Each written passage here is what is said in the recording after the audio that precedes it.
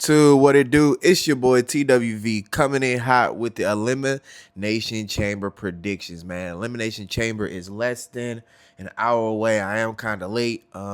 Was working on the SmackDown recap and review earlier today. Felt like I put out a banger, so if you did not see that, go tap into that after Elimination Chamber at least. But yes, sir, let's get into order of Elimination Chamber tonight. From what I've seen on Twitter, is the Women's Chamber match is gonna be first. Tiffany Stratton and Trish Stratus versus Nia Jackson, Candice LeRae will be second. The Rock and Cody Rhodes segment will be third. Sami Zayn versus Kevin Owens will be fourth, and the men's chamber match will be fifth. So with that being said, I'm about to give you a rundown of my thoughts and opinions on each one. So let's get to it.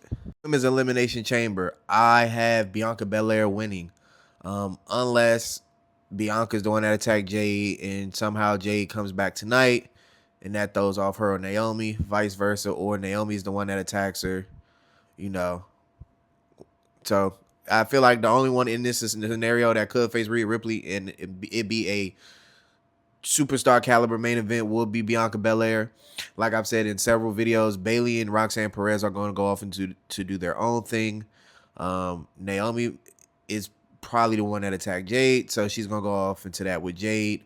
Liv Morgan has the tag belt, so I will feel like she'll be defending the tag belts against fantasy prediction Lash Legend Jakara Jackson from NXT at WrestleMania.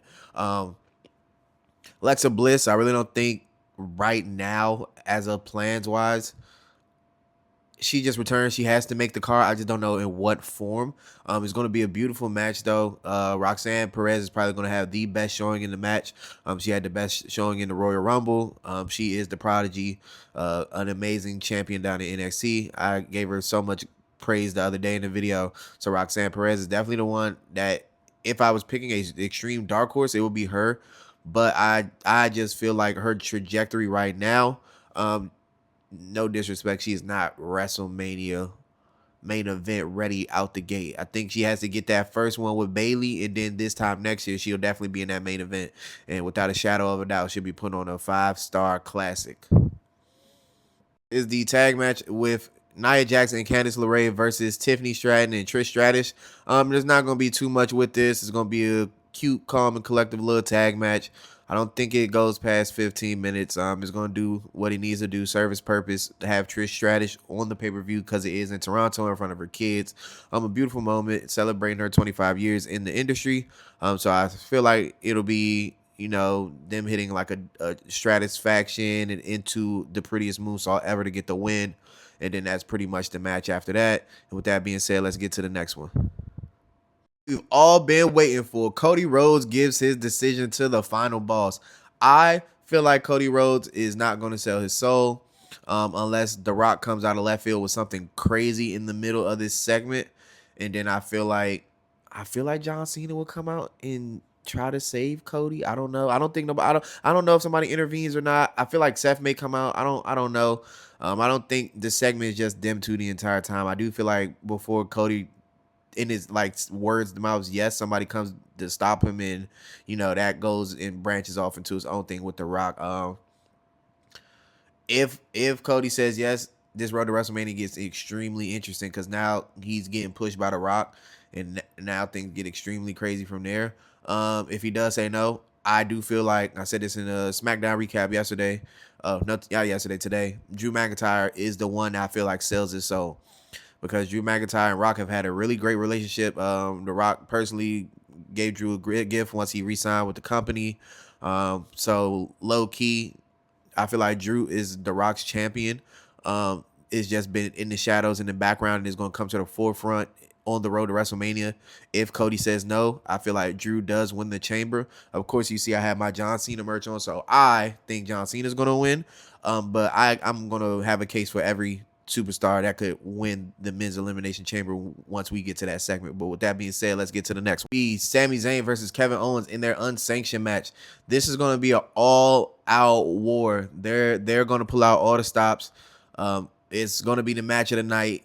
Even though I know they're going to go crazy in the Elimination Chamber, I just feel like just being able to be unsanctioned in their hometown with the crowd getting behind both of them, this may go down. Let's put a pinpoint stamp. This may be match of the year for WWE. I think they're gonna bleed. They're gonna be in the crowd. somebody's going through an announce table, somebody's going through a table, somebody's getting poked in the eye with something, somebody's getting hit over the head with something crazy. Kevin Owens is gonna dive off of something on this Sami.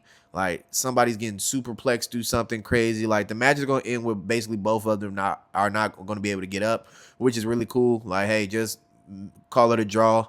Nobody really needs to lose the match because both of these superstars have had, a little bit of losses here and there. I feel like the draw would be cool. I'll be cool with it. And then I would like for them to run it back at WrestleMania. I do feel like this is the match where Randy Orton comes back to pick up his beef with Kevin Owens, because when they were in Saudi Arabia for Crown Jewel, their match ended in a no contest. Same thing happened. They got superplexed off of something, and neither of them could get up, so it was like a draw. So Randy Orton is gonna come get his lick back, and I feel like that's Kevin Owens' WrestleMania match. Sami Zayn, after this match, I don't know what his direction is. I would say a triple threat, but him and Randy don't have no beef, so I don't know how they would get there with a triple threat. But with that being said, this is my thoughts and opinions on that. It will be the match of the night again. It will be a match of the year contender between WWE and AEW for sure. With that being said, let's get to the main event, the men's Elimination Chamber. Elimination Chamber is star-studded. We had Damian Priest, Drew McIntyre, John Cena, CM Punk, Logan Paul, Seth Rollins. Every single superstar is viable for a chance at WrestleMania to take on Cody Rhodes. Somebody's going to sell their soul in the background with the final boss. Somebody's going to use a Paul Heyman favor to get to WrestleMania. So this match has so many underlying pieces and parts and layers to it. So let's go through every superstar one by one. First off, my GOAT, John Cena. He is on a retirement tour, and he is fueled by passion to win 17. So I feel like John Cena is not going to win the Chamber, unfortunately, and this is why. So I feel like he loses Chamber, and then we build his redemption arc to SummerSlam. SummerSlam is going to be 2 nights this year. So why not crown John Cena's biggest moment, the WWE's history-breaking moment, when it's 17 on night 2 of SummerSlam, putting the flag in the ground that SummerSlam basically is the WrestleMania for the summer. Even though WrestleMania is in the spring, so you know what I'm saying. We playing that flag. We're gonna boister up the 2-night SummerSlam as something like, hey, you need to come to these because something monumental or historic may happen every time you come to one. So that would be something cool that I think they're gonna do. I don't think they drag it to later in the year. That would kind of be ass. I feel like August will be the perfect timing because Cena will win at the top of August. That gives him September, October, November, December. That gives him 4 months to hold the belt. Open challenge it. Let's let him just, hey, once a week or every 2 weeks, let him face somebody, like, and just, have all the dream matches you want on the back end of his retirement tour.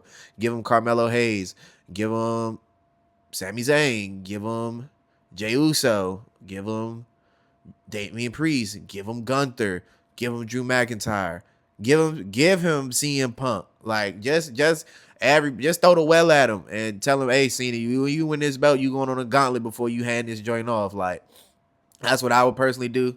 Like I said, I don't book these shows. This is just me being a fan, fantasy booking. But let's get to the next superstar, which is Seth Rollins. Seth Rollins is not winning the Chamber either because I do feel like Roman Reigns will play a hand in making sure he doesn't win Chamber tonight.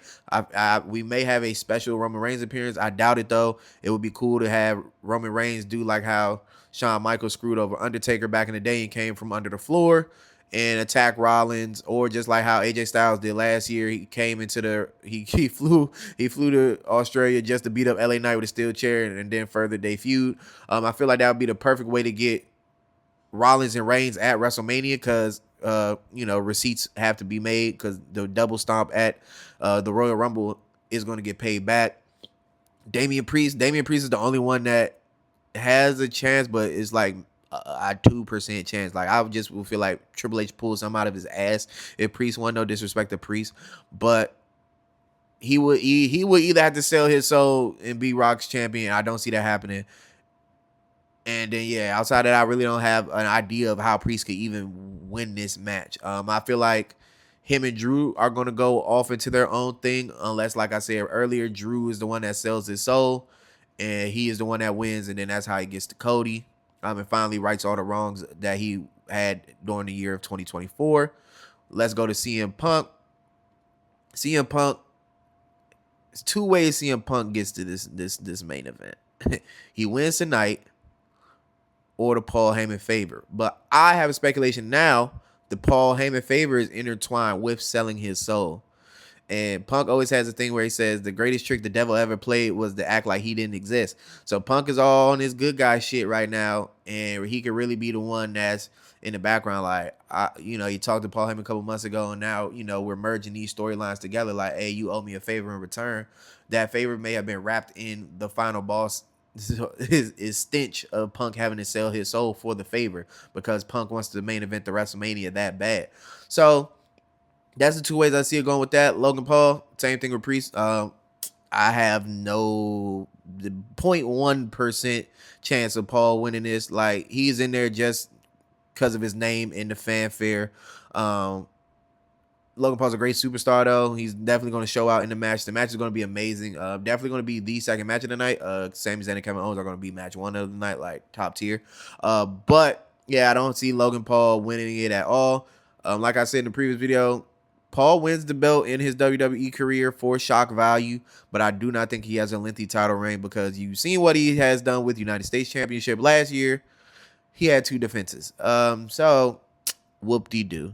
So with that being said, those are my thoughts and opinions on the Elimination Chamber. Check back in with me tomorrow when we recap this thing, and then we get the fantasy book, the Road to WrestleMania, after we get all 4 championship matches set in stone. With that being said, it's your boy TWV checking in, and I'm checking out. I'll catch you in the next one. Peace.